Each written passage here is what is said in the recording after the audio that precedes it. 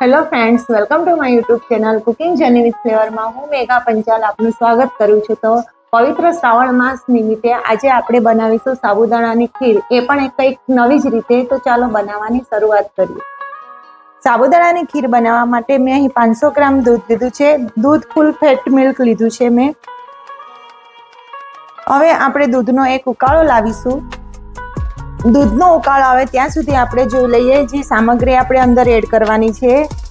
મેં અહીં લીધી છે બદામની કતરણ, કેસર લીધું છે, એલચી લીધી છે, એલચીનો ભૂકો લીધો છે, 1 વાટકી સાબુદાણાને મેં 5 થી 6 કલાક પલાળી રાખ્યા છે, બુરુ ખાંડ લીધી છે અને 2 સફરજન।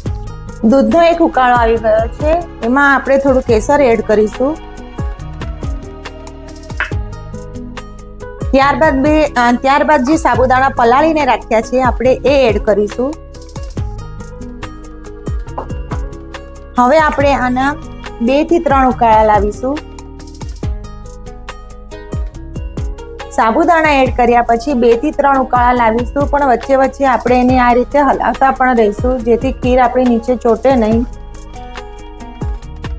ખીરના 2 થી 3 ઉકાળા આવી ગયા છે। જે સાબુદાણા આપણે એડ કર્યા હતા એ ટ્રાન્સપરન્ટ થઈ ગયા છે આ રીતના। હવે આપણે એમાં અડધી વાટકી ખાંડ ઉમેરીશું। મેં અહીં દળેલી ખાંડનો ઉપયોગ કર્યો છે અને મિક્સ કરી લઈશું। ખાંડ એડ કર્યા પછી પણ 2 ઉકાળા આવી ગયા છે। સાબુદાણાની ખીર બનીને તૈયાર થઈ ગઈ છે। હવે આપણે એમાં એલચીનો પાવડર એડ કરીશું અને ગેસ બંધ કરી દઈશું। હવે આ ખીરને આપણે રૂમ ટેમ્પરેચર પર આવે ત્યારબાદ આપણે રેફ્રિજરેટરમાં 1 કલાક માટે ઠંડી કરવા મૂકીશું। ખીરને આપણે એક બાઉલમાં ટ્રાન્સફર કરી લઈશું। ખીર આપણે રૂમ ટેમ્પરેચર પર આવી ગઈ છે। હવે આપણે એને 1 કલાક માટે રેફ્રિજરેટરમાં મૂકીશું।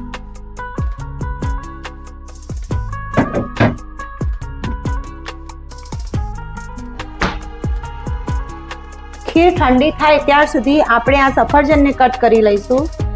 સફરજનની છાલ ઉતારીને આ રીતે એકદમ ફાઇન ચોપ કરી લીધા છે।